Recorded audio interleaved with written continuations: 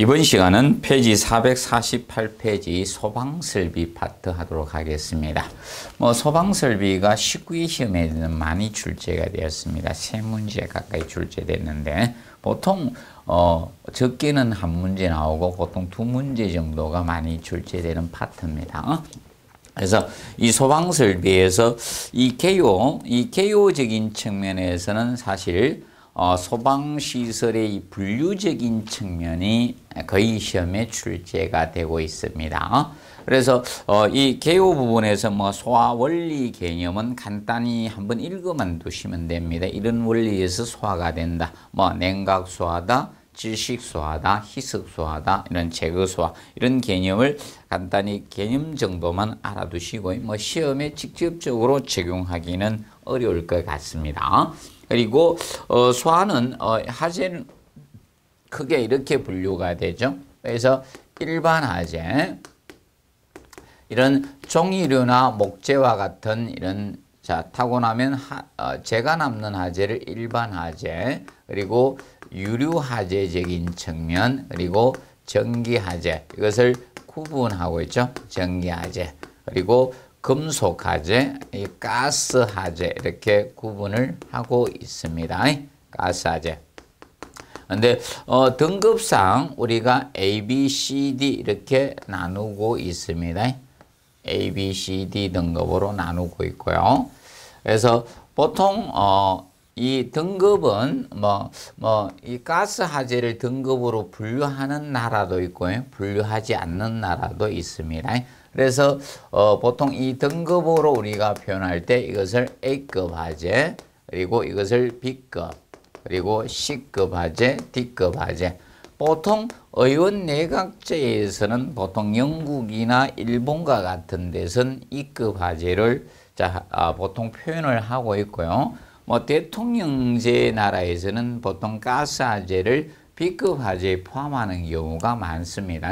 그래서 우리나라도 대표적으로 E급 하재를 B급 하재에다 포함시키는 분류로 보통 보시면 됩니다. 그래서 간혹 가다가 소방에 관련 책들이 D급까지로 해놓은 데도 있고 E급까지로 해놓은 데도 있습니다. 그래서 그것은 미국 책을 뺏겨내야 일본 책을 뺏겨내에 따라서 약간 차이가 있는 것 같습니다. 그리고 이제 색채에 대해서 우리가 정리를 해 두신데 그 색을 우리가 기억을 해 놓으십시오. 혹시나 나오면 색에서 나올 가능성이 높습니다. 그래서 일반 하재는 백색이고, 이 B급 하재가 항색, 그리고 전기 하재가 청색으로 나타낸다는 거, 이 색깔적인 측면이 출제될 가능성이 높다라고 보시면 됩니다. 그리고 두 번째, 이 소방시설의 이제 종류를 분류했을 때 보통 소방시설은 소화시설만 가지고 이야기하는 게 아니죠. 이 불을 끄는 이 소화설비도 있고, 진화작업하는, 그리고 경보설비적인 측면도 있고요. 경보설비, 그리고 피난을 가게 한 이 피난설비가 있고요. 그 다음에 소화용수설비가 있습니다. 소화용수설비. 그리고 소화활동설비, 크게 이 5가지로 나누어집니다. 소화활동설비. 그래서 현재 시험의 대표적인 것은 앞으로 나오는 이 소화가 가장 많이 출제되고 있죠. 그 실제적인 시험에서. 그리고 소화활동설비, 그리고 경보설비, 이런 부분에서 시험이 나오고 있습니다. 그러면 이제 분류적인 측면에서는 이것을 다 암기할 수는 없습니다, 여러분들이. 그래서 이 소화활동설비만 정확히 알아두십시오. 그래서 앞전에는 경보설비적인 측면을 물었죠. 그때 서로 상호 연관성에 대해서 연결 형태로 해가지고 그때 시험이 나왔습니다. 19회 때는. 그래서 소활동설비에 대해서 우리가 정확히 구분을 해 두시면 된다. 그러면 소활동설비는 이 분류가 첫 번째로 이 재연설비가 있고요. 재연설비는 특별 피난 계단. 이 계단으로 우리가 피난을 가야 되는데, 화재가 발생하면 계단이 꿀뚝 역할을 하게 됩니다. 꿀뚝. 그래서 피난을 못 갑니다. 주식사가 하기 때문에. 그래서 계단으로 저겁니다. 연기가 가지 못하도록 빼내주는 설비가 제연 설비가 됩니다. 그래서 특별 피난 계단의 부속실에 설치되는 이 제연 설비가 있습니다. 그리고 해당이 되는 것이 바로 이 연결 송수관 설비. 작년 시험에 이 소활동 설비에 가서 연결 송수관 설비를 자체적으로 한 문제를 출제를 했습니다. 그리고 연결 살수 설비. 연결 송수관 설비하고 연결 살수 설비의 차이점은 무엇인가 하면 연결 송수관 설비는 소방차가 와서 송수구로 물을 공급을 하게 되면 건물 내에 설치된 방수구를 통해 방수구에 소방호스를 체결해서 진화 작업을 하는 것은 연결 송수관 설비가 됩니다. 그런데 연결 살수 설비는 이겁니다. 이 지하층이나 지하가와 같은데 이 화재가 발생하더라도 소방관들이 진입하기가 어려운 건축물이 있습니다. 여기에는 이 지하층 천장에다가 살수 헤드를 설치해 놓고 소방차가 와서 송수로 물을 공급해주면 개방형 살수 헤드를 통해서 물이 살수되도록 되어 있는 것, 이것이 연결 살수 설비적인 측면이 됩니다. 그래서 연결 살수 설비하고 그 다음에 이제 비상 콘센트 설비. 이 비상 콘센트는 이 화재 시 소방 활동에 필요한 전원을 공급하기 위해서 이 소방관들이 진화 작업을 해야 되죠. 그때 콘센트 설비가 비상 콘센트 설비가 됩니다. 그리고 무선 통신 보조 설비. 작년에 요거 가지고 나왔죠. 연결해서. 그래서 이제 경보 설비하고 이렇게 연결해 나가죠. 그래서 무선 통신 보조 설비하고 그리고 6번째 보시면 연소 방지 설비들. 이런 것들이 바로 됩니다. 소활동 설비. 이 6가지적인 측면을 기억하시고 혹시 앞으로 물으면 아마 소화설비를 물을 수가 있을 겁니다. 소화설비. 그래서 소화설비에 해당되지 않는 것 하면 이 중에서 아마 또 답이 될 겁니다. 그래서 그 관련 기억해 두시고 특히 제연설비는 피난설비하고 관련된 것이 아니다. 그래서 제연설비는 소환활동설비라는 측면 기억을 좀 해 두시면 되겠습니다. 봐두시고요. 그 다음에 452페이지 보시면 이번에 소화설비와 관련돼서 봅니다. 여기에서 사실 시험 원전까지 가장 많이 출제된 파트죠. 소화설비 파트가. 이 중에서 소화설비 쪽입니다.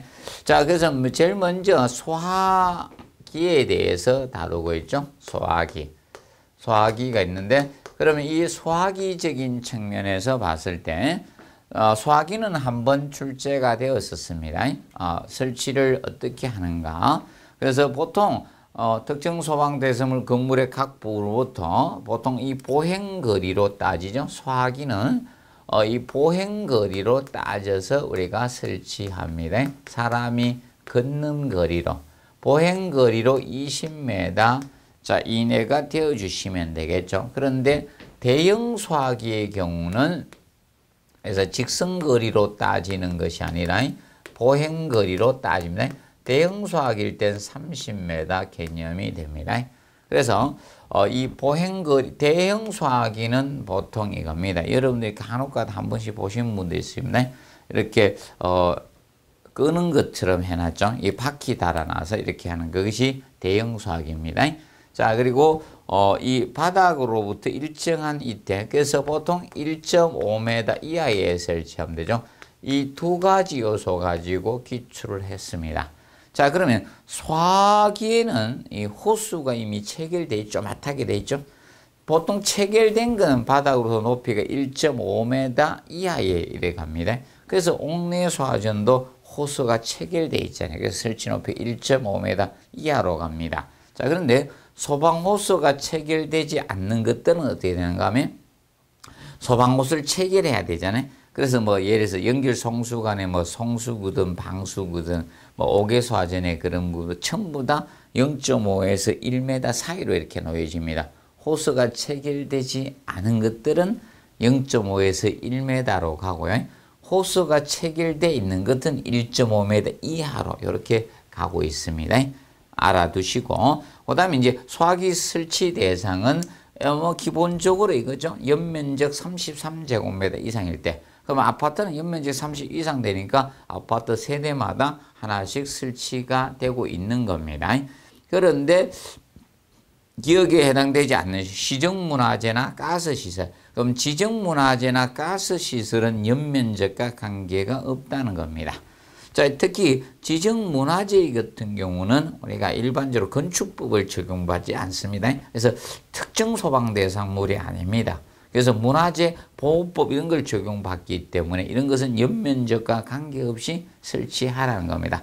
그리고 가스도 안전과 위험하죠. 그래서 이런 부분은 연면적과 관계없이 설치해 주라는 겁니다. 그리고 네 번째, 주방용 자동 소화장치를 설치해야 되는 경우, 자, 요 경우는 1번 기억은 알아두시기 바랍니다. 이 주방용 자동 소화장치. 자, 특히 이 주방용 이 자동 소화장치가 과거에는 아파트만 대상이 되었지만 지금 현재는 오피스텔까지 범위가 넓혀졌다는 거죠. 그래서 아파트하고 30층 이상 오피스텔이 됩니다. 30층 이상 이 오피스텔. 자, 오피스텔들이 전부 다 주거용으로 만들어지고 있다는 겁니다. 주거용으로. 그래서 주거용으로 만들어지다 보니까 싱크대가 설치되죠. 그게 가스의 공급이 되고 있습니다. 그래서 여기에 모든 층에 우리가 설치를 해 주셔야 됩니다. 모든 층. 그래서 최근에 아파트나 30층 이상 오피스텔 모든 층에 주방용 자동 소화장치. 그래서 보통 가스레인지 위에 후드 있는 부분에 이 장착돼서 자, 우리가 하듯이 소화액을 확 발사하도록 되어 있는 것이 바로 주방용 자동 소화장치 개념이 됩니다. 정리를 해 두시고요. 자, 그리고 이제 가장 시험에 많이 출제되는 것이 바로 이 옥내 소화전 설비죠. 그래서 이 옥내 소화전 설비가 뭐 지금 가장 많이 출제된 부분이죠. 그 다음이 이제 스프링쿨러 설비가 됩니다. 그래서 이 옥내 소화전 설비는 뭐 우리 주택관리사 시험이 끝날 때까지 계속 나올 겁니다. 옥내 소화전. 그래서 이 옥내 소화전 설비에서는 자, 먼저 거기 보시면 수원 저수량 개념은 한번 출제가 되었습니다. 그래도 앞으로도 나올 수 있다. 수원 저수량. 얼마나 확보해야 되나? 그래서 법정 저수량은 20분을 확보하시면 됩니다. 그래서 수원 저수량은 2.6 세제곱미터 곱하기 N우를 해서 계산하시고, 특히 2.6 세제곱미터는 자, 방수량 130리터 퍼민 이상의 이걸 기준 잡죠. 최소침 방수량에다가 법정 저수량 20분을 기준 잡은 겁니다. 이것이 법정 저수량 개념이 됩니다. 법정 저수량 20분을 기준 잡아서 설정을 합니다. 이때 N우는 5개 이상 시는 5개로 봐준다. 5개로 봐줍니다. 이때 이거죠. 그래서 이제 이 N우가 의미하는 것은 자 이겁니다. 그래서 가장 많은 층의 설치 개수다. 가장 많은 층의 이 설치 개수가 됩니다. 합산하는 것이 아니란 겁니다. 그래서 수원 저수량 개념은 그래서 이 옥내 소화전은 자 이렇게 가주면 되죠. 그래서 첫 번째 옥내 소화전의 수원 저수량은 이렇게 가주면 돼요. 그런데 옥외 소화전도 기출이 되어서 근데 옥외 소화전은 끝났다가 보면 돼. 옥외 소화전의 경우는 350리터 퍼민 곱하기 20분에서 자 옥외 소화전은 7세제곱미터 곱하기 N우입니다. 근데 2개 이상 시 2개로 보기 때문에 이거는 답은 무조건 14죠. 14입방미터 됩니다. 하나일 때만 7이고 2개, 3개, 4개, 5개, 6개일 때는 전부 다 14가 됩니다. 그래서 얘는 간단하기 때문에 다시 출제는 되지 않습니다. 그리고 세 번째 스프링쿨러 설비. 자, 이 스프링쿨러 설비는 자, 어떻게 가능가 하면 이것이 얘는 2.6이었고 얘는 7이었죠. 스프링쿨러 설비는 1.6 세제곱미터 곱하기 n으로 가는데 이때 1.6 입방미터의 기준은 자, 스프링쿨러의 최소 방수량인 80리터 퍼민에다가 80리터 퍼민 이상에다가 곱하기 법정 저수량 20분을 해준 겁니다. 그러면 1600리터가 되니까 바로 1.6 입방미터 되겠죠. 여기다 NO. NO는 자, 건축물의 용도마다 개수가 다 틀립니다. 뭐 30개 있는 경우도 있고 뭐 20개, 10개 이렇게 세분화되고 있습니다. 그렇기 때문에 여러분 공동주택 관리사니까 아파트만 기준 잡다. 아파트는 10개 이상시 10개로 보시면 된다. 그러면 개수가 10개가 안 됐을 때는 그 개수로 봐주시면 된다. 이때 주의할 점은 이겁니다. 이 NO는 합산하는 것이 아니다. 스프링쿨러 헤드가 가장 많은 세대를 기준 잡아서 하는 거라는 점을 꼭 기억을 하시면 되겠습니다. 그래서 그럼 우리 아파트는 큰 아파트 단지라서 헤드 개수가 12개였다. 그럼 10개로 한다는 거다. 근데 우리 평형은 그렇게 큰 평형이 없다. 그래서 만약 8개가 설치됐다. 그러면 8개를 대입해서 푸시면 되겠습니다. 그 점을 알아두시고요. 그래서 수원 저수량을 구할 수 있는 건 3가지가 있는데 현재까지는 이거 기출됐고 기출은 이 2가지가 기출되었습니다. 그리고 옥내수화전 다시 출제가 될 수 있다. 얘는 다시 출제하기는 힘들고 종합문제 지문 정도 나올 수 있다. 그리고 스프링쿨러는 현재 수원 저수량을 계산한 문제가 나오지 않았습니다. 그래서 준비를 해 두시면 되겠고요.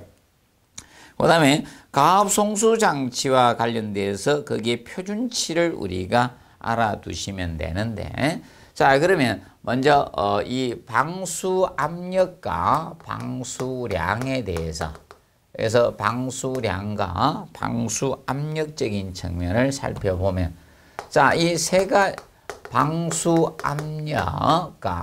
이 방수량에 대해서 방수량은 기본적으로 이렇게 가시면 되겠죠. 그래서 이 옥내수화전, 옥외수화전 이 3가지를 같이 보도록 하겠습니다.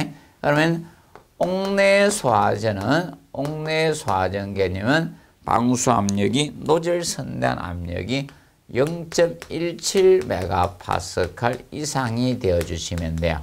그리고 이때 방수량은 요 압력일 때죠. 요 압력일 때 130리터 퍼민 이상이라는 겁니다. 이상이 되어주시면 됩니다.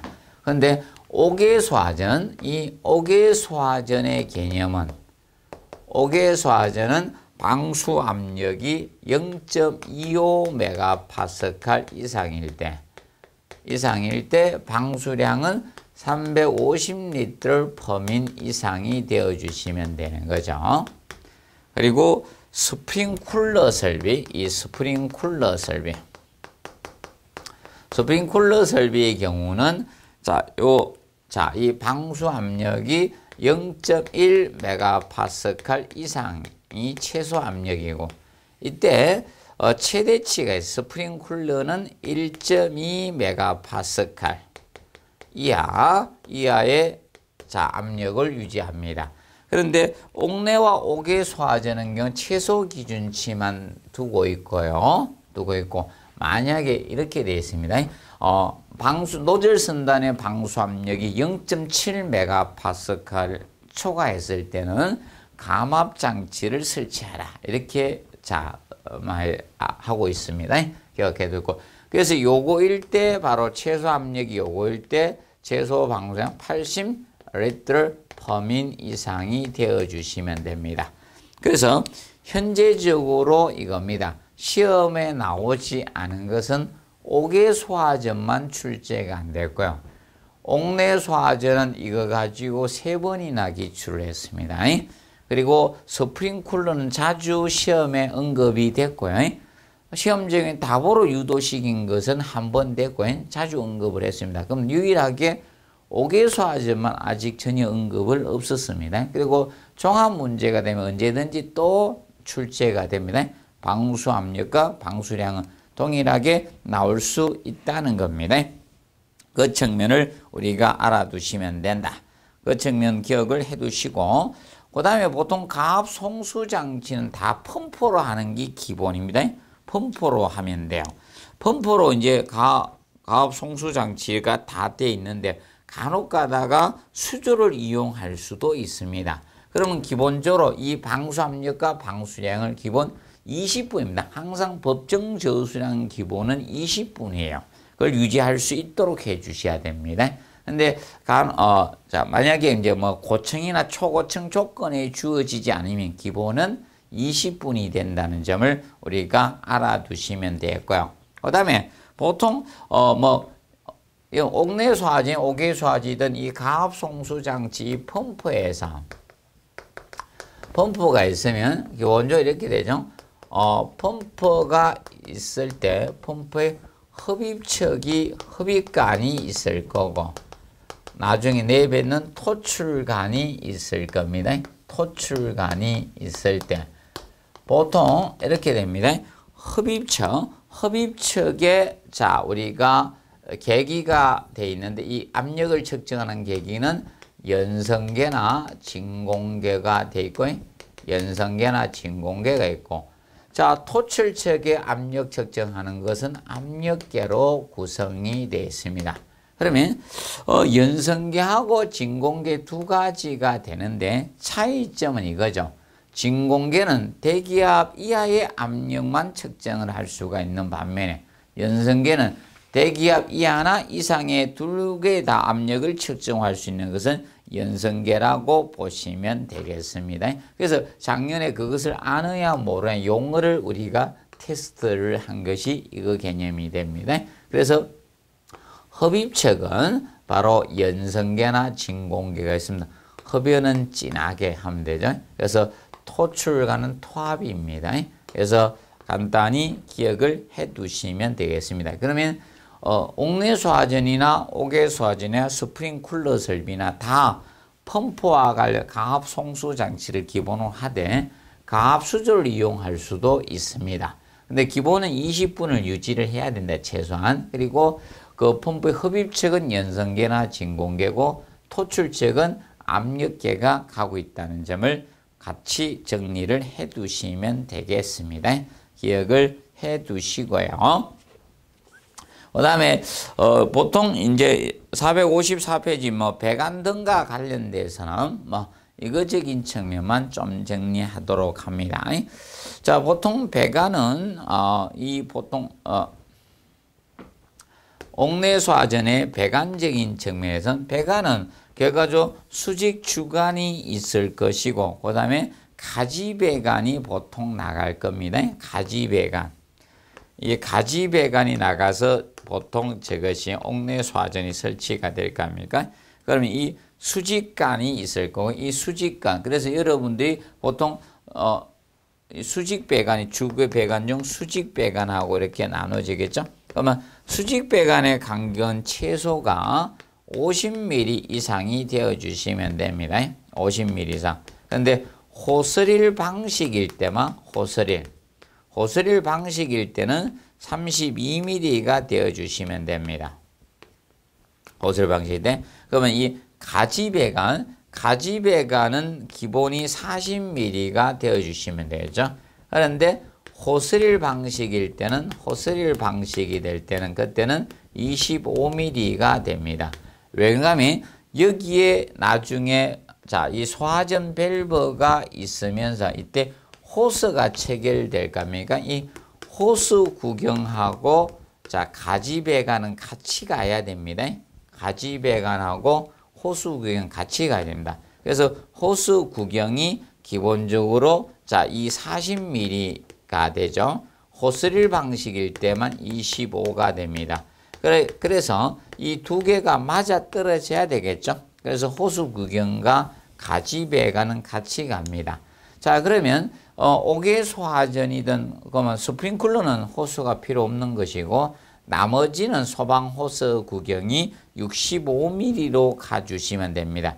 그런데 이제 주의할 것이 이것이 이 수직 배관이 연결 송수관 설비하고 겸용일 때는 우리가 기본 100mm가 돼줘야 돼. 연결 송수가 보통 수직 배관이 50mm 이상이 되어 주시면 되는데 연결 송수관 설비하고 배관을 겸용하고 있을 때는 그러면 연결 송수관 설비하고 배관을 겸용하고 있을 때는 어떤 경우가 하면 저 경우에 해당이 되는 겁니다. 여러분들 옥내 소화전 박스 함내에 방수구가 설치된 경우가 거기에 해당이 된다라고 보시면 되겠습니다. 그래서 배관에서 유일하게 나왔던 것은 그때 5번 가지고 나왔어요. 그래서 이번에 준비할 건 3번과 4번 정도만 좀 정리해 두시면 될 것 같아요. 그래서 4번에 연결 송수관 설비의 배관과 겸용할 경우 주배관은 100mm 이상으로 하고 이때 방수구로 연결된 구경은 65입니다. 왜냐하면 저거 되죠? 소방 호스가 65mm가 되다 보니까 65로 가주라는 겁니다. 자, 그리고 한미 방수구에서는 아직 저거 표시등만 한 번 기출이 되었었고 지금까지는 다른 부분은 나오지 않았습니다. 그래서 옥내 소화전 방수구에서 기역, 니은, 디귿에 대해서 우리가 알아두도록 해두시면 되겠습니다. 특히 특정 소방 대상으로부터 수평거리 25m죠. 그래서 그 설치거리, 수평거리 25m 이내가 돼줘야 된다는 거. 이거 정리하시고 보통 옥내 소화전 함에 소방 호스가 30m짜리가 들어있거나 15m짜리 두 개를 연결해 놨어요. 그렇기 때문에 기본 방수가 있을 때 25m 이내가 되면 충분한 안전거리가 유지되잖아요. 소방 호수가 30m가 들어있기 때문에 그래서 25m 이내에 다 들어오라는 겁니다. 그리고 바닥으로부터 높이는 1.5m. 왜? 소방 호수가 체결돼 있다 했죠. 체결돼 있는 것은 1.5m 이하로 가고요. 체결이 돼 있지 않는 것은 0.5에서 1m 사이로 갑니다. 그래서 그 점 알아두시고 호수 구경은 아까 했죠. 가지 배관하고 동일하게 간다. 40 호스릴 방식일 때는 25mm가 되어 주시면 된다. 특히 호스릴 옥내 소화전의 경우는 노즐을 쉽게 개폐할 수 있는 장치를 부착을 해놔야 돼요. 그리고 여러분들이 보통 이제 주의하실 것은 옥내 소화전을 사용해서 초기에 하재 진화 작업을 할 때 호스를 펼쳐 놓은 상태에서 노즐 끝부분을 잡고 개폐 밸브를 열어 주셔야 돼요. 열어야 돼. 아니면 그 수압에 의해서 이 호수가 튀어나가요. 그럼 맞으면 아픕니다. 제가 한 방 맞아봤는데 그래서 그거 꼭 잡고 해 두십시오. 그리고 456페이지 용어 정리 개념이 앞전에 나온 거죠. 연성계하고 진공계를 알고 있느냐 모르고 있느냐 테스트를 한 겁니다. 그리고 그 측면을 봐두시고 그 다음에 458페이지 옥외 소화전 설비는 낼기 두 문제를 냈고요. 뭐 낼기 별로 없습니다. 옥외 소화전. 그래서 아까 방수 압력과 방수량을 정리해 드렸죠. 그거 해 두시고요. 그 다음에 그래서 가압 송수 장치에서 1번 개념을 정리해 두시면 되겠습니다. 노즐 선단의 방수압력이 0.25MPa 이상 그리고 방수량이 350L 퍼밍 이상 되어 주시면 됩니다. 그리고 펌프는 전용으로 하는 것이 기본 원칙이 됩니다. 자, 그리고 거기에서 3번에 배관 등에서 호스 적결구는 지금으로부터 0.5 이상 1m. 왜냐하면 여기는 호스가 체결되어 있지 않잖아요. 그래서 0.5에서 1m로 가요.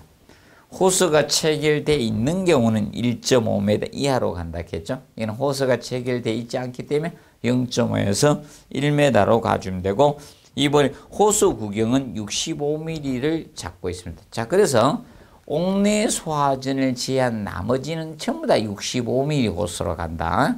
옥내 소화전은 일반인들이 사용할 수 있도록 40mm, 호스릴 방식 25mm를 둔 거예요. 나머지는 소방 호수하고 연결이 되어 있다는 점을 우리가 기억하시면 됩니다.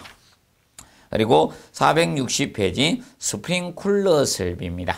자, 스프링쿨러 설비가 바로 자동식 소화 설비가 됩니다. 결과적으로 초기 진화할 수 있도록 우리가 자동식 소화 설비를 둔 거죠. 원래 스프링쿨러 설비가 들어오게 된 것은 외국 사례에서는 저거죠. 외국에서 먼저 됐기 때문에 이 미국의 이 학파들이 그때 시카고 학파하고 이런 학파들이 대립되면서 이 고층 건물 전쟁이 붙었어요. 마철로 짓기. 근데 고층 건물을 지어놨는데 이제 문제가 화재가 나니까 이제 문제가 생기는 겁니다. 소방관대에 올라가서 불을 끄는데 매우 힘듭니다. 타는 걸 보고 있어야 됩니다. 그렇다 보니까 이 스프링쿨러 설비가 도입됐고 우리나라에서는 대형각 호텔에 화재가 발생되죠. 그 사건으로 우리는 스프링쿨러 설비가 도입이 됐습니다. 그래서 지금 현재는 스프링쿨러가 굉장히 강화됐어요. 아파트의 경우는. 가거는 아파트의 경우는 16층 이상에 설치됐다가 이제 법이 조금 더 강화돼서 11층 이상부터 설치됐다가 지금은 다 설치되고 있죠. 그래서 11층 이상 아파트는 전부 1층 전층에 다 현재 스프링쿨러가 설치가 되고 있는 겁니다. 자, 그래서 이제 스프링쿨러의 헤드 구조에 대해서 거기 다루고 있죠. 이런 것은 꼭 외우실 필요는 없는 것이고, 보통 스프링쿨러는 보통 이 개방형 헤드가 있고 폐쇄형 헤드가 있습니다. 일반적으로 사용하는 것은 거의 폐쇄형이라고 보면 돼. 아파트 이런 데는 폐쇄형, 일반 사무실 이런 데는 폐쇄형이고, 개방형은 헤드가 뻥 뚫려 있어요. 그래서 구멍이 보입니다. 그래서 위에서 물이 그냥 쏟아지도록 되어 있는 것이 개방형, 헤드가 뚫려 있는 게 개방형 일제 살수식이고, 근데 폐쇄형은 보통 습식과 건식, 준비, 작동식 이렇게 세 가지로 나누어지고 있습니다. 그래서 거기 461페이지 헤드의 작동 온도 나오죠. 그래서 보통 가용편의 용융 온도를 일반적으로 67에서 75도씩 해놨습니다. 그 사이에서 결정을 해놨고요. 그 다음에 리터닝 체인버가 사실 이겁니다. 스프링쿨러 설비는 자동식 소화 설비로서 소화 기능도 가지지만 사실 경보 기능 이 두 가지를 동시에 가져요. 그래서 유수 검수 장치에 의해서 습식 같은 알람 밸브에 의해서 우리가 이 경보도 울리거든요. 그러면 이 경보 기능이 있는데 경보 기능의 오보 방지를 위해서 사실상 리터닝 체인버를 우리가 설치해 놓은 겁니다. 자, 보통 이거죠. 터지면 물의 흐름이 발생하니까 경보를 울려야 되겠죠. 그런데 만약에 이건 워터해마 습격 작용해서 우리가 이 경보가 울려서는 안 된다는 겁니다. 그럼 워터해마가 계속 생기는 건 아니잖아요.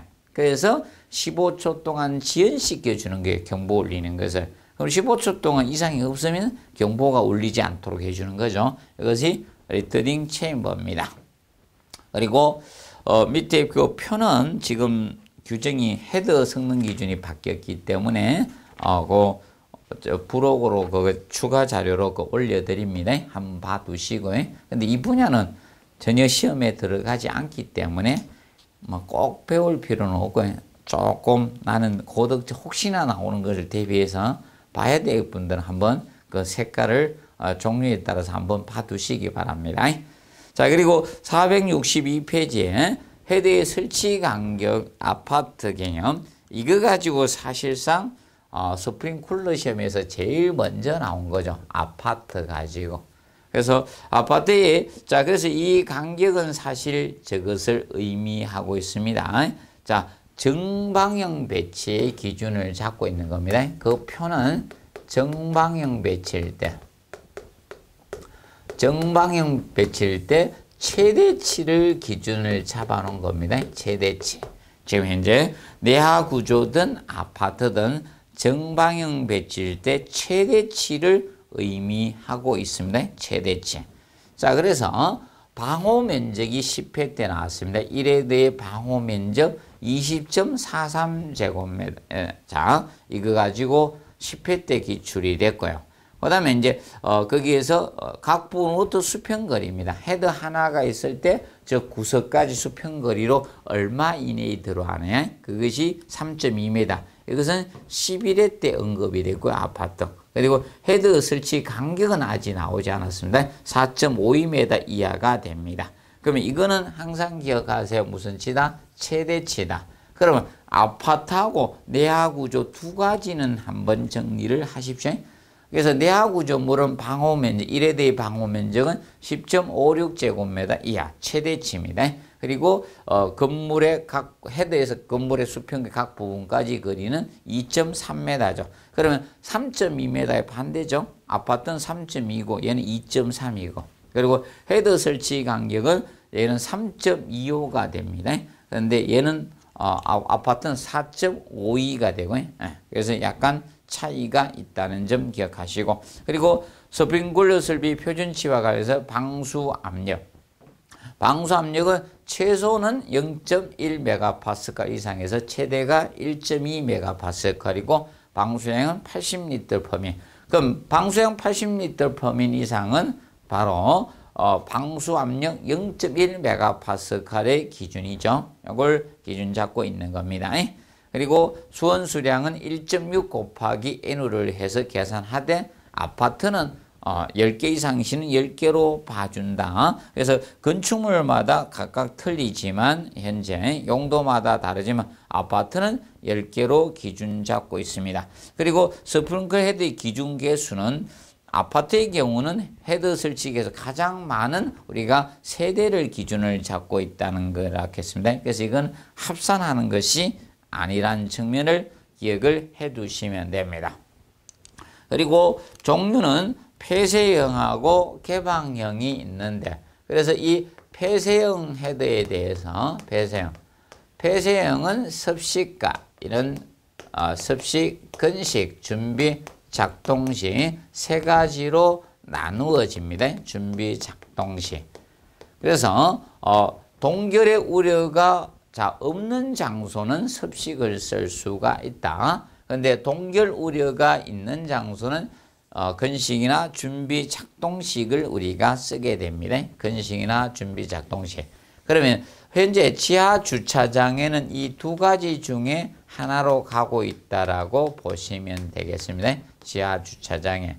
그래서 섭식 개념은 시험에 한번 나왔고요. 섭식은. 그래서 1차 배관과 2차 배관 사이에 유수 검주 장치가 알람 밸브 형태로 되어 있는 것이고 얘는 건식 밸브고 얘는 준비 작동 밸브죠. 자, 그러면 건식과 준비 작동식의 차이점은 이겁니다. 1차측 배관에는 다 동일합니다. 모두 1차 측에는 다 1차 측에는 전부 다 가압수가 다 차 있죠. 가압수가 차 있는 게 물이 차 있고 얘는 동결 우려가 없기 때문에 땅에 묻혀 있기 때문에 물탱크의 수조에서 여러분들 매립되어 있는 데입니다. 그리고 그 사이에 사실 유수 금지 장치가 유수 금지 장치가 설치된 거죠. 금지 장치가 설치가 되어 있습니다. 그래서 이 섭식 이거는 알람 밸브 형태가 되어 있고 알람 밸브고 그 다음에 이거는 건식 밸브고 이거는 프리액션 밸브 준비 작동 밸브죠. 그래서 프리액션이라고 하고 준비 작동 밸브 프리액션 밸브 그래서 준비 작동 밸브가 있죠. 자, 그래서 우리가 이제 그 차이점을 우리가 알아두시면 되고요. 그 다음에 이제 2차 배관의 차이가 있는 거죠. 그래서 요거는 이제 출제됐어요. 섭식은 기출되고 2차 쪽에도 가압수가 차 있죠. 그런데 건식의 경우는 가압 공기, 압축 공기가 들어있다는 겁니다. 얘는 압축 공기가 들어있어요. 가압 공기가 들어있고 이거는 대기압 상태 공기 형태가 된 겁니다. 대기압 상태 공기입니다. 자, 그러면 하재 감지기하고 여부, 하재 감지기하고의 연계 여부. 자, 이거는 관련이 없어요. 건식은. 근데 자, 준비 작동식은 하재 감지기하고 연계되어 있습니다. 그러면 하재 감지기에서 하재를 감지하면 프렉션 밸브가 가동해서 모든 준비 작업을 다 합니다. 소방 펌프 가동을 하고 그러면 헤드만 터지면 물이 살수되도록 해놓은 것이 준비 작동식이 됩니다. 그래서 준비 작동시로 갈 가능성이 높지 않겠느냐 봅니다. 기억을 해두시고 그래서 얘는 준비 작동 밸브, 프렉션 밸브, 준비 작동 밸브에서 경보가 울리고 자, 이 소방 펌프 가동을 해서 헤드에 급수를 해주게 됩니다. 이것이 준비 작동식이에요. 자, 그래서 이 준비 작동식에 대해서 공부를 잘 해두시기 바랍니다. 이것은 좀 공부를 해 두십시오. 이것이 나올 가능성이 좀 높지 않느냐 이렇게 봅니다. 그리고 개방형은 헤드가 뚫려 있는 겁니다. 그래서 일제 살수식이라고도 칭합니다. 기억해 주시고 그 다음에 용어 정리에서 그 4가지 정도 해놨어요. 개방형 스프링클러 헤드하고 폐쇄형 스프링클러 헤드 그리고 측벽형 벽에다가 이제 설치되는 경우도 있거든요. 측벽형 스프링클러 헤드하고 유수 금수 장치에 대해서 해놨습니다. 그래서 그거 정도 한번 용어는 4개 정도는 한번 봐두세요. 그래서 저는 특징이 용어를 4개만 합니다. 그래서 거기 옥내소화전에도 딱 4개만 했죠. 그 중에 나왔지 않습니까? 그래서 이것도 용어 정리는 딱 4개만. 원래 화재 안전 기준에 가보면 용어가 굉장히 많아요. 그걸 다 할 필요는 없고 그래서 간단히 줄여서 해두시면 되겠습니다. 한 요 4개 정도의 용어에서 아마 언급이 될 가능성이 높습니다. 그리고 이 고층 건축물의 하재 안전 기준. 사실 고층 건축물도 한 번 정도는 시험에 다룰 수가 있거든요. 아직까지는 전혀 다루진 않았습니다. 이 고층 건물의 하재 안전 기준이 들어온 기준은 영하가 배경이 됐어요. 영하 타워. 우리나라에서 영하 타워 방영되고 나서 야, 고층 건축물이 문제가 있구나. 그리고 최근에 고층 건축물이 화재가 발생했을 때 어떻게 소방관이 끄는가 그런 측정도 했잖아요. 올라가는 몇 분 만에 올라가는 거 있죠. 굉장히 오래 걸립니다. 그까지 올라가기에. 그래서 한번 이 고층 건축물이 이제 화재가 생기면 이거는 나올 수 있을 것 같은데 아직까지는 출제가 되지 않았습니다. 그래서 고층 건물 화재 안전 기준부터는 다음 시간에 하도록 하겠습니다. 수고하셨습니다.